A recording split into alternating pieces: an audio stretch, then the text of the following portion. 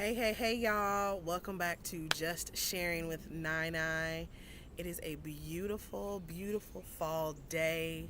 I absolutely love fall. I do. I love watching the trees change colors, that kind of crisp cool, then it warms up, and you can just, have something thin, long sleeve on. You could possibly get around with some shorts if you want, maybe when the sun is out, type of thing. And you get ready for them fall boots. So, anyway, I just love fall. But today, actually, as I was driving home from work, something just came over me, and I was like, "You need to share this." And if you've been on the page and followed my page, you've seen some of my videos about my journeys through grief after losing my mom. It'll actually be, or yes, coming up on a year and 8 months. Um, and I can remember everything from last year. Everything. And I can even remember everything from almost 2 years ago to this day. And interesting enough, I had just shared today a Facebook memory of a picture her and I took 2 years ago today. And we were sitting outside, I kid you not, just like a day like today, but in Indianapolis. And the sun was shining, and her and I took a selfie or a ussy, whatever you want to call it. And like the smile on her face, it was so radiant, so warm. And we just sat there. Like, we didn't talk much. I had just got my hair colored purple. And she was like, she actually complimented. So, anyone that knows my mom, like, some of the stuff I do, she'd be like, "And you did what? You did where?" Like, I can remember when I got my first tattoo when I was in college. And she was like, "You did what?" I said, "You told me to be out your house and with my own money." I did both of those.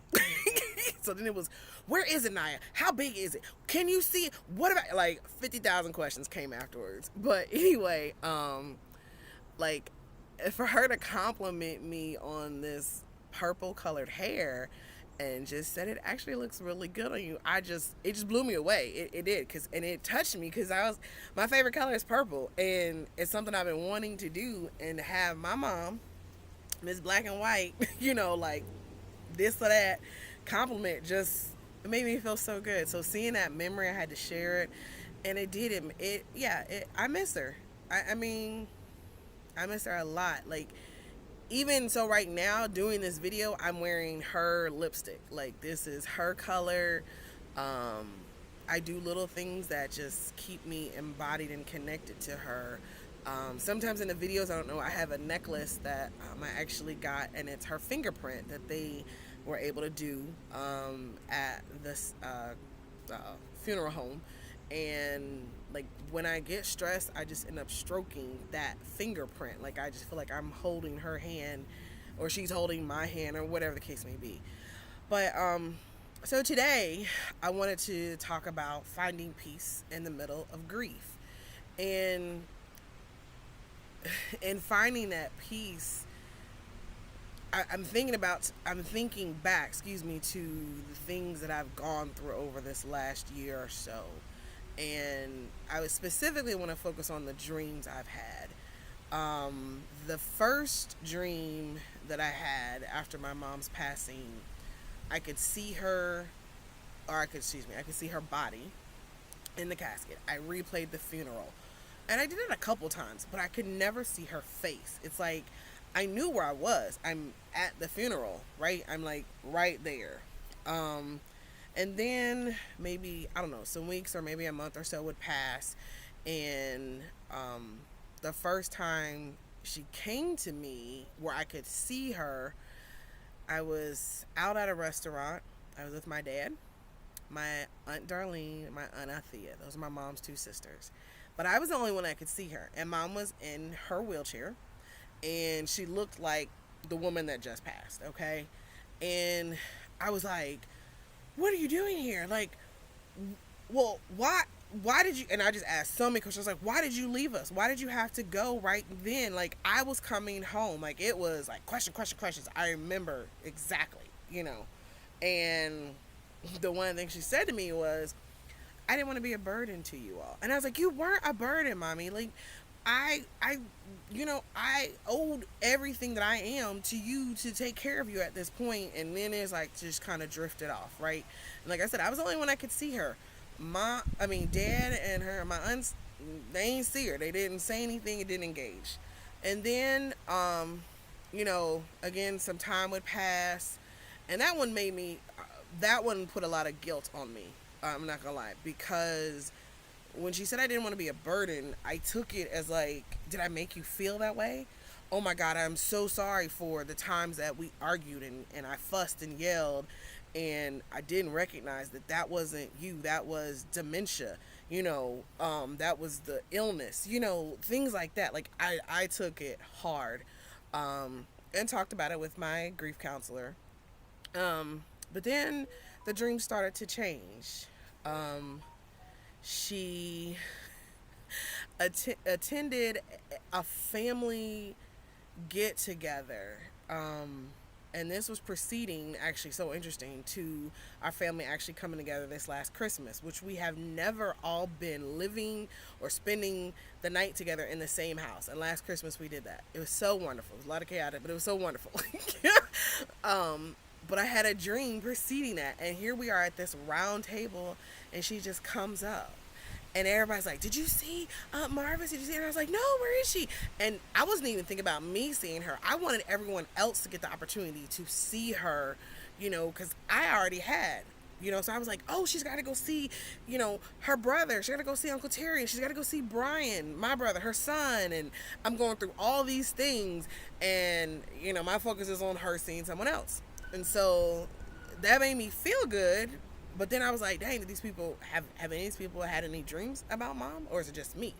Is this my way of like saying, yes, mom, go see these people. Like, go, be present in their dreams. Let them know you're good, you're okay, or whatever the case may be. Then again, the dreams took a turn. Now again, those first two ones, it was my mom in the state that she passed. Gray hair, older. She was 75 when she passed, but she looked good, honey. Don't get it twisted. Because my mama made sure that I made sure that she still went to the hairdresser and she still got them nails done, okay?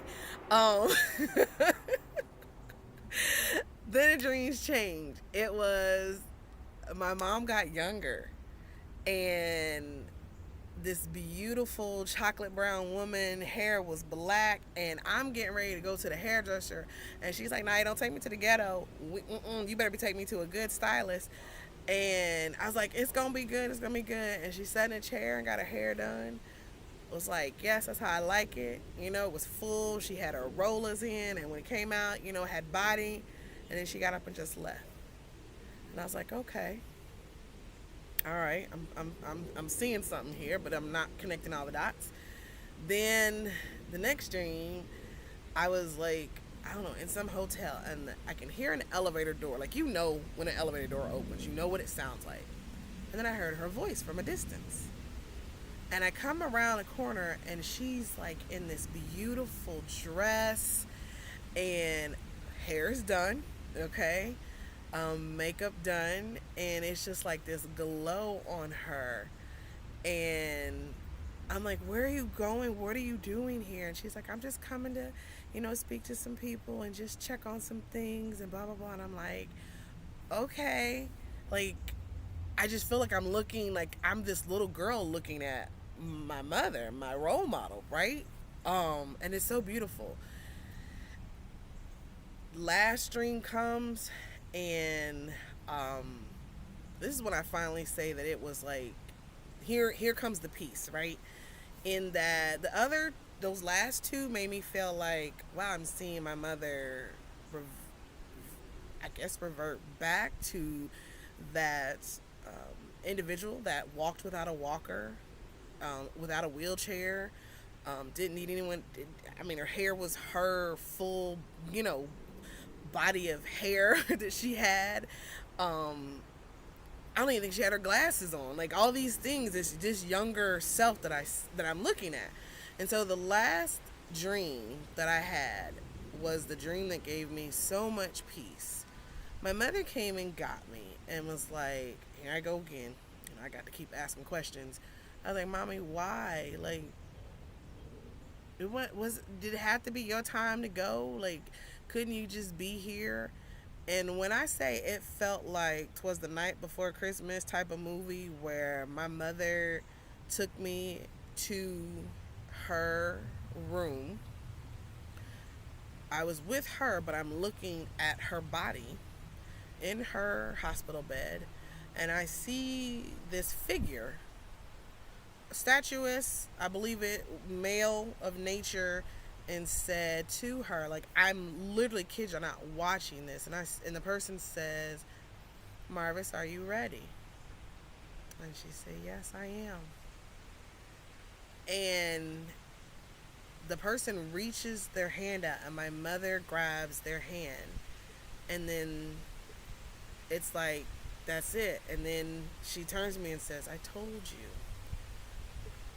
I didn't need to be a burden on either of any of you all. I was ready. And so when I share stories or talk about my mother, and of course, sometimes I say present tense versus past tense, and then people do ask, and I'm like, my mother passed last year, and the normal response, right? Oh, I'm so sorry. Thank you. I said, but you know what I can say? My mother did not pass because of dementia. She did not make it to the final stages of dementia. Ooh, sorry. My mother did not pass because of multiple sclerosis, MS. She did not make it to the final stages. Those two diseases did not take her out, didn't leave her where she couldn't communicate, where she fully didn't know who she was or know where she was. My mother made the decision between her and our Heavenly Father that she was ready to be at home with Him and to watch over us and be a part of everything that we have going on, and gets the best view in the whole wide world. And when I woke up from that dream of her saying,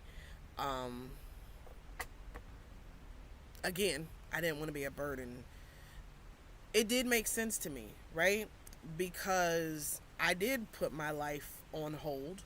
As much as I tried to still have a life and still travel and grow in my profession, I did put it on hold for 5 years, 5 to 6 per se, where I think parents can understand this. When you have a child and you leave you take the child to school, right? And you get those phone calls that you dread of somebody telling you something's happened to your child. I went through that with my mother, right? Like, that is, and it was heart-wrenching at times to get, like, I remember a time my dad sent me a picture of my mom, and I was like, oh my gosh, she's having a stroke.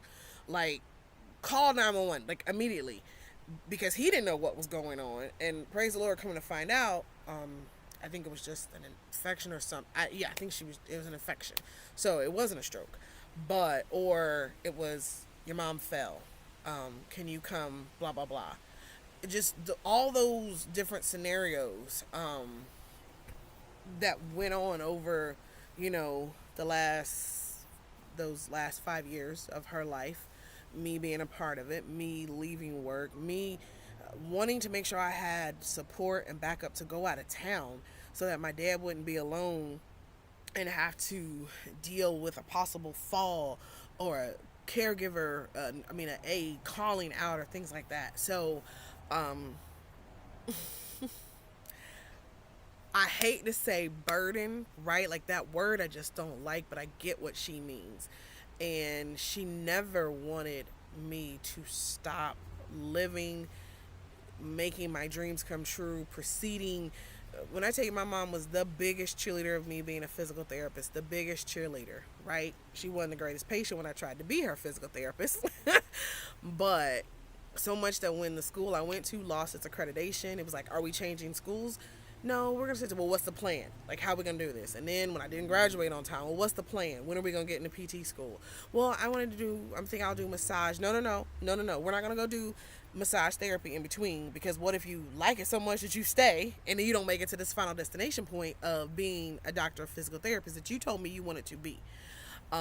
So the person that pushed me to stay on track And now, after being a therapist for 17 years, and finally at a point where I'm ready to like specialize in something and get so excited that I can still learn after 17 years and I can still grow and hopefully be in this next level for the next 10 is what I'm hoping. Um, I guess I wouldn't have been able to do all of that then, and that the time is now. So, finding peace in the midst of grief comes and goes. Um, there are moments, there are things I see that I wish I could just pick up the phone and call her to tell her and hear her response. Um, but then I can remember those good memories where she did do those things. Like the one time that when I got a different job and it was a good paying job, and my dad videoed my mom and she's just like, I am so proud of you and you about to make that money. You know, I can remember that and that'll make me smile versus the tears that may have come because of me just missing and not holding her.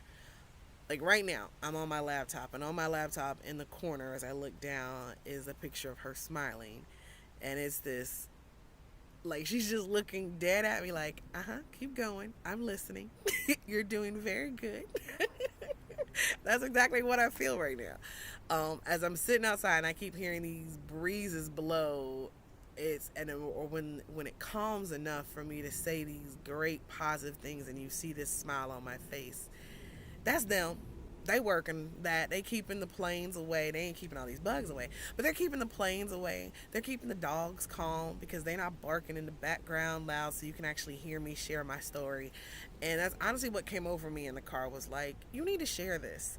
This might be too much for some people. You may not believe in the afterlife and your person, moving on, but through this process, I can honestly say that when it's the time and it's, that person has made peace with the Lord or whoever they believe in, then, you will get those moments and those hopefully dreams and interactions where they will send you messages and say, I am okay, you know? And in the beginning, there might be a little confusion because, as one of my aunts said, they're not ready to come visit you. So they're giving you a little something, and so you don't, can keep you calm, but they're not ready to come visit you and they don't think you're ready to receive it. So I am thankful that I've had those memories, and I've journaled about them so I can go back a couple years from now or next year or next week and read in my journal when I dreamt what I had and the feeling that I felt from it. And even to say, after that last dream I shared with you all, there was one, I kid you not, where I just got a hug. And that hug felt so real. Like I felt like I was touching her again. And it was so warm. And then I woke up and I was like, okay, is somebody in the house with me? Because that just felt so real. But I knew it was her. So I'm okay. And I know that every night that I close my eyes and I pray for protection and covering, and that it happens, and that she's going to send whatever I need to wake up, to be aware, to keep myself safe, to keep Kimball safe, to keep my dad and Colt safe, and to even keep my brother safe, So finding peace in the midst of grief comes at different points, and there's different stages of grief, as we all know. The one thing I've learned in this last year and 8 months is to be patient with yourself, to allow yourself to feel what you feel. And sometimes you may not be able to verbalize what you're feeling, but find a way to let whoever needs to know, like, I'm okay, but I need this. I need this time. I need some quiet time. I'm okay, but I'm just don't want to talk about it yet. And it doesn't have to be 10, people that know that, but hopefully in the midst of whatever you have going on, you find one or two people, or you have, not find, but you have one or two people that'll allow you to, even if you just call in the middle of the night and you're crying, and you can't get the words out, but they just know what it is and will be like, I'm here for you. Go ahead, girl. I got you. It's okay. And that's what a lot of people need to hear in the midst of grief. Whatever part of the journey you're in, it's okay. It's okay to feel angry. I felt angry. It's okay to feel guilty. I felt guilty. It's okay to reminisce and the wish, the shoulda, couldas, and what should I done and why didn't I do that? It's okay to feel all that.